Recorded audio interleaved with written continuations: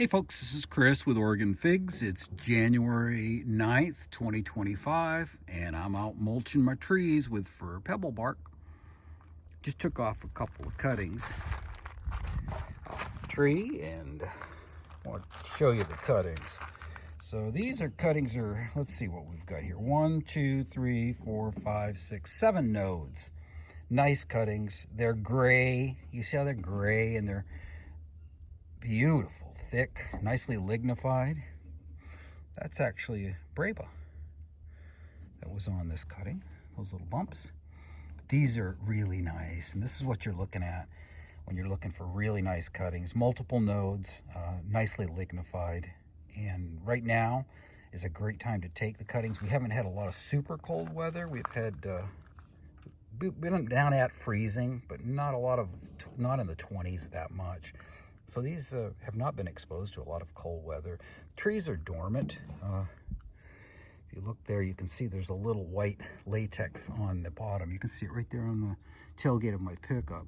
So these have been dormant for a long time, yet they're still bleeding. And I've heard people say, oh, you don't want to have a cutting that's bleeding latex because all the energy is coming out of the cutting. That is poppycock. There's nothing wrong if you cut a cutting and you get a little bit of latex out of it. That doesn't mean anything, right? These will root like a champ if you know what you're doing rooting.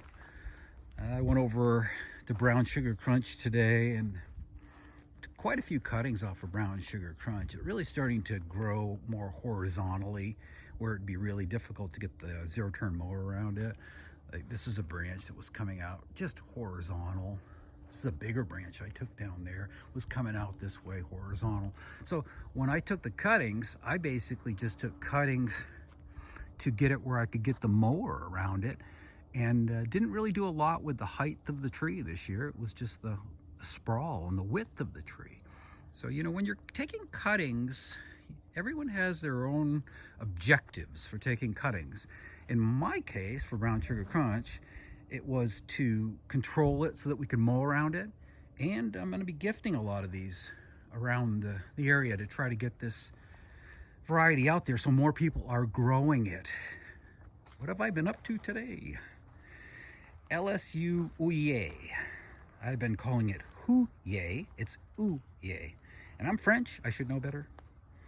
But I was calling it the wrong thing. I just dug it up. And let's take a look at it. It's heavy. Not a light tree. Down on the bottom of the root ball, that's just absolutely soaking wet. Now let's explain why that was soaking wet.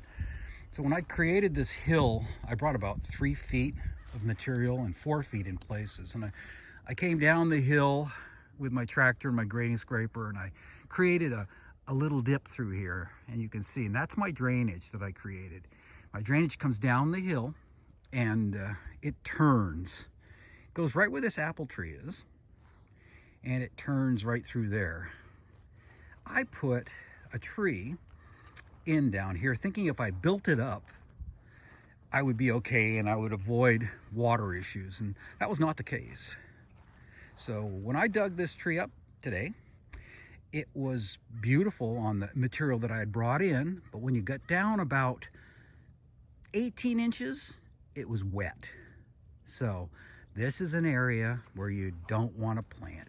You don't want to plant in a drainage. And my buddy Eric at Lofton Arts up in the Salem area has run into the same problem. So in the summertime, for example, I planted this tree over here, my Lampira preta. I planted it in July, and I've got it mulched with hay because it's not that well lignified. But I planted it and dug down 20 inches to 24 inches, and it was bone dry, absolutely no moisture in the soil. Yet this time of the year, when it's been raining like crazy, this is a swamp. Now, the grade difference between the bottom of my drainage right here and up to there, so if you put a line on it, put some stakes in, you'd see it probably dropping around probably around 20 inches, right? So I should be okay up there, and I've raised that area up, but I'm not 100% sure. We're gonna have to give it some time to see what's going on. So at one point I had an apple tree down there. It didn't fare very well. Into drainage. But here's an old apple tree that's been in this drainage forever, and it's a beast. You know, it's established. Here's the last tree that I think I'm gonna have some problems with. And I'll try to explain what goes on when the trees are forced to have a little too much moisture. What I've noticed over the years is that the base of the tree begins to crack, has little voids. You can see right down there, that big crack. Once you start seeing that happen, it's just a matter of time. I've got a little sucker growing up there that's well lignified that will become the new tree. So I'll probably leave this in for a while and see if I get some brave off it this year. But I'm surprised that this tree is exhibiting the splitting bark. But if you go down the hill into the drainage I created, this is what you see. You can see. It almost looks like a natural spring. It isn't, it's just water coming through the ground. But that shows you that it's wet. The water table is right there. And the difference between the water table and up there, I should throw a string line on it. I'm gonna guess, once again, about a couple of feet. So I should be okay over there, but I don't think I am. So I may end up having to take that tree out. So these are hard lessons when you're planting in ground. You don't think, you know, when you go in the summertime and you dig down 2 feet and it's bone dry, you don't think water could be an issue, but it can be an issue, especially these young trees. So I'm continually moving and adjusting my trees.